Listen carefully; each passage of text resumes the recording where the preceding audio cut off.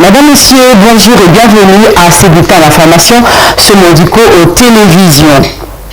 Clôture ce mardi 23 juillet 2024 du séminaire à l'intention de membres de gouvernement de la République démocratique du Congo. C'est le président de la République, Félix-Antoine Tshisekedi Tshilombo, qui a procédé au lancement de travaux de ces séminaires gouvernementaux au Palais de la Nation depuis le dimanche 21 juillet 2024. Axé sur le thème « Sceller les pactes d'engagement citoyen pour la cohésion et la solidarité gouvernementale », ces séminaires visent le renforcement des capacités des membres du gouvernement souminois. Durant 3 jours, le ministre et vice-ministre ont appris, parce que ça se clôture ce mardi, une nouvelle approche de gestion basée sur la performance et les bonnes pratiques de gouvernance publique. Suivez. Ce séminaire a pour but de renforcer notre cohésion et notre solidarité gouvernementale. Il s'agit de nous rappeler que, malgré les avancées déjà réalisées dans divers domaines, des défis considérables restent à surmonter. Nous devons nous attaquer avec engagement aux questions de développement, de gouvernance et de justice sociale. Nous devons travailler ensemble dans un esprit de coopération, d'efficacité et de transparence. La réussite de nos politiques publiques dépendra de notre capacité à collaborer de manière harmonieuse, à faire preuve de rigueur et à adopter une approche pragmatique dans la définition et l'implémentation de nos actions. Je vous invite donc à vous approprier pleinement les principes directeurs, les valeurs cardinales et les obligations qui régissent la fonction ministérielle et l'action gouvernementale. Votre rôle est crucial pour assurer une gouvernance efficace, efficiente et orientée vers les résultats. La solidarité gouvernementale, la discipline et l'adhésion sans faille au rôle de coordination de la Première ministre, chef du gouvernement, sont des éléments essentiels pour garantir le succès de votre action collective. Le présent séminaire s'inscrit dans cette démarche d'appropriation et de maîtrise des outils essentiels pour une meilleure exécution de vos tâches. Tout à fait autre chose. Le rapporteur de l'Assemblée nationale, Jacques Njoli, a échangé avec la représentation de la population de Lofoy, se trouvant à Kinshasa, capitale de la République démocratique du Congo. La rencontre avec cette population, composée en majorité de jeunes, a été une occasion pour elle de soumettre à l'élu de la circonscription électorale de Boende les difficultés qui rencontrent les secteurs de Lofoy. Regardez.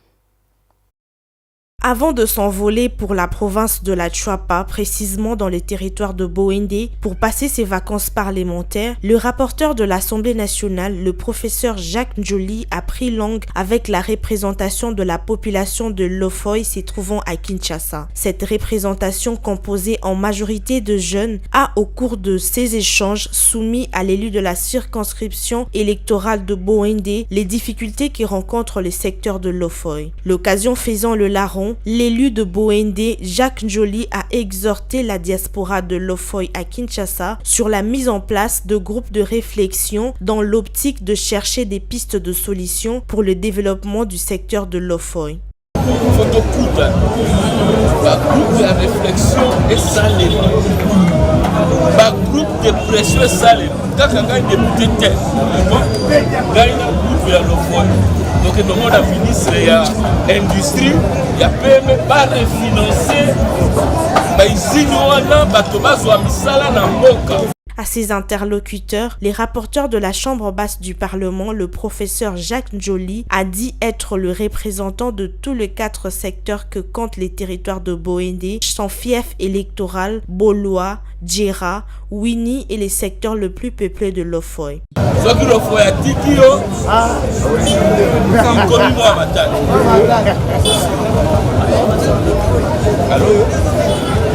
biso nyonso tozali bana na bino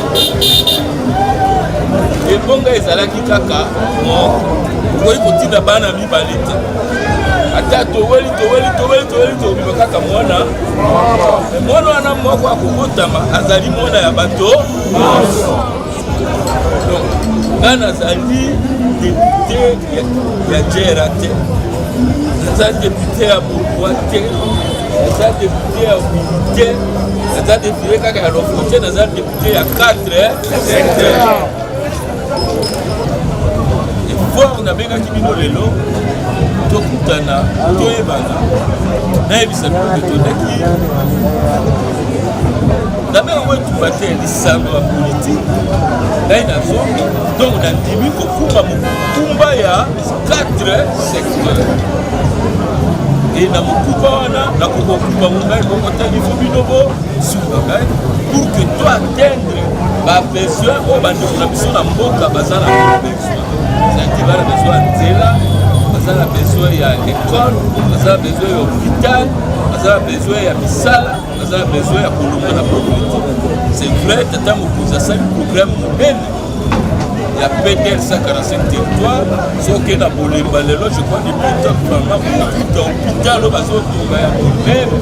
Les hôtes du rapporteur de l'Assemblée nationale sont répartis très satisfaits de son oreille attentive, leur accordée et de l'implication personnelle qu'il leur a promise pour faire parvenir leurs desiderata au gouvernement de la République en vue de solutions durables.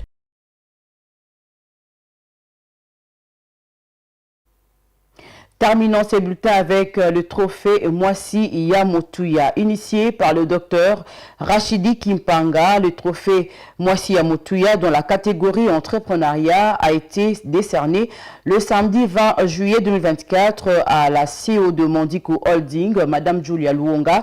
C'était au cours d'une cérémonie de remise de trophées organisée à Kinshasa, au cours de laquelle plusieurs autres récipiendaires ont pris part dans différentes catégories. Un reportage signé Evini Gali Junior et Evie Tempantu.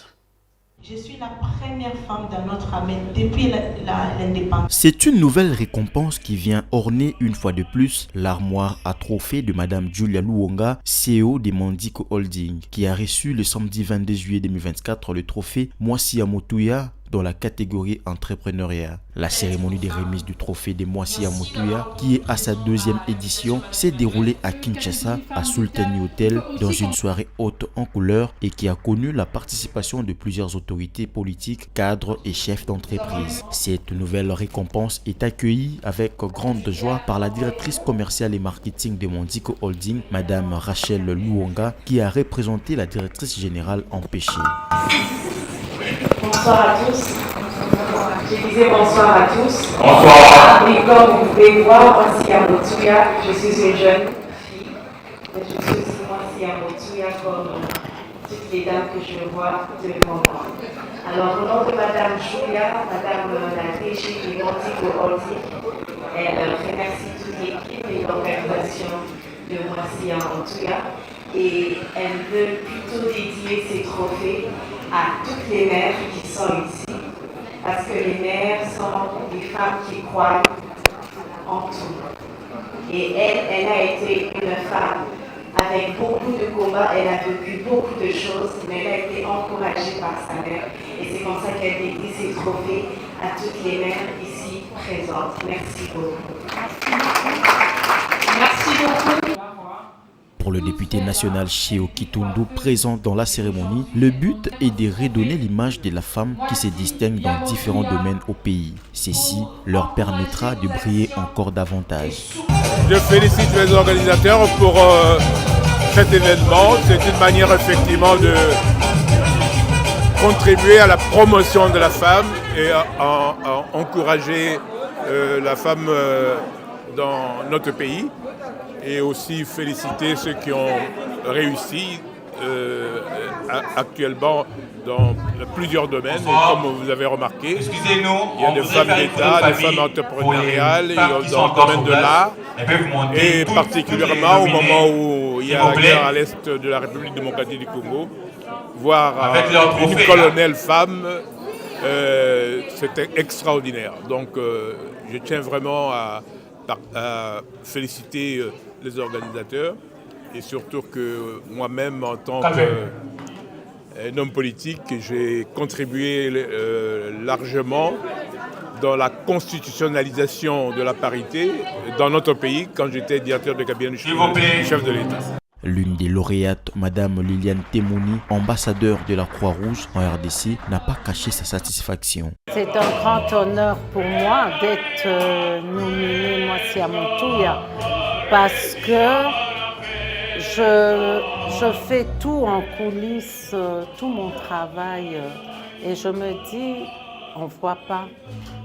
Je le fais avec cœur, avec amour, pas pour qu'on voit. Si je publie ce que je fais dans les réseaux, c'est pour encourager les jeunes qui puissent voir, même s'ils ont fait des études, de devenir avocat, toutes sortes, professeurs, directeurs de tout. Moi, j'étais coiffeuse esthéticienne. Je rendais les femmes belles. Mais j'ai tout abandonné pour entrer dans l'humanitaire, pour sauver les vies des enfants. Et ça n'a pas de prix. C'est un honneur pour moi, une joie quand je vois qu'on a pris en charge des enfants et qui sont sauvés. C'est ça la gloire de Dieu. Signalons qu'au total, plus de 20 personnalités ont été primées pour cette deuxième édition du trophée Moissia Moutouya, attendu par femmes de valeur dans différentes catégories, politique, entrepreneuriat, journalisme, art et autres. Et c'est par ici que se referme cette édition du journal. Je vous retrouve très prochainement avec le même plaisir.